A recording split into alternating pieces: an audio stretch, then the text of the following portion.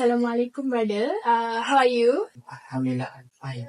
Okay. Can you please introduce yourself a bit? My name is Nurul Izati from Al-Hakim RKQS. So which department are you majoring? Quran and Sunnah. So English level. Doctor of Philosophy. Oh, PhD. Okay, so since I think you're the right person that I want to ask a question. Do you know or ever heard about Mustadrak Al-Hakim? Al-Hakim write a book to complete the missing subject from Sahih Bukhari and Muslim. Wow. Can you explain more? Oh, yeah, sure. I will explain more and we can have a revision together. So let us look at this video. Bye. Hi, Assalamualaikum everyone. My name is Nurul Izati Nadia binti Ahmad Khairi. My metric number is 2318304. Today we'll be talking about the Muhaddith of Mustadrak Al-Hakim. Do you guys know who Al-Hakim is? Al-Hakim Al-Nishapuri is a prominent scholar in the field of Hadith studies. He played an important role in preserving and authenticating the sayings and action of Prophet Muhammad SAW. His full name is Abu Abdullah Muhammad ibnu Abdullah Al-Hakim Al-Nishapuri. He was born in the year of 933 CE, or in Islamic calendar he was born on 12 Rabiul Awal 321 after Hijrah. Al-Hakim was born in Nishapur, a city in what is now known as Iran. Nishapur was a significant center of learning and culture during his time. It's one of the big cities in the Parsi and home to many scholars, poets and academians such as Imam Al-Bukhari, Abu Dawud, Ibn Majah and Al-Nasai. He was often referred to as Ibn Bai or Al-Hakim Abu Abdullah. This is to avoid confusion with others with the same name. When Al-Hakim was 9 years old, he began to travel in search of knowledge and met more than 2,000 teachers everywhere. His extensive travels and rigorous scholarly pursuits led him to become one of the most respected figures in Islamic studies.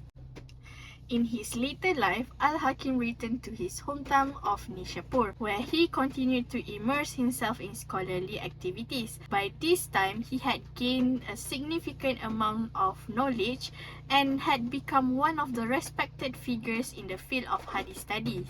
His teachings were highly regarded and many of his students went on to become prominent scholars in their own field, further spreading his influence. And despite his old age, Al-Hakim remained active in his scholarly activity, constantly writing and compiling new works. His dedication to the field of Hadith studies never waned, which he continued until his death in the month of Safar 405 after Hijrah at the age of 84. His contribution to the field of Hadith studies have ensured his lasting influence and his reputation as one of the most respected scholars in Islamic history.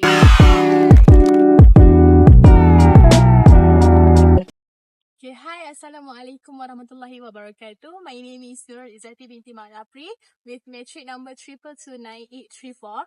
Okay, so thank you, Sister Nadia, for your very informative background about the life of Al-Hakim. Now we will proceed to the scholarly background and the work and contribution of Al-Hakim himself. I believe that you guys are wondering what is the scholarly background of Al-Hakim, right? So during his life, his father always brought him to the Hadith classes from the scholars around their living house. So when he was 9 years old, he started to explore and seek knowledge around the world, and he met more than 2,000 scholars in Khorasan, Al-Iraq, Al-Sham, and also Hijaz. Okay, among the scholars that he had met before this are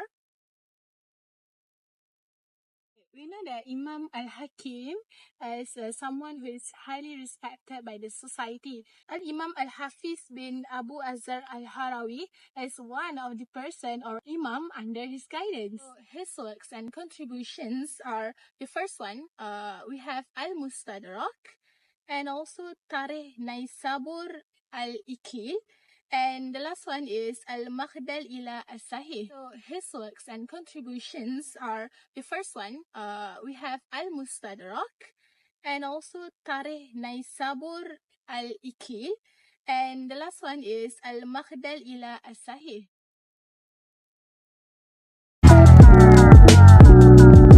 Assalamualaikum everyone. My name is Nurin Farissya binti Iskandar Zulkarnain. My metric number is 2316094.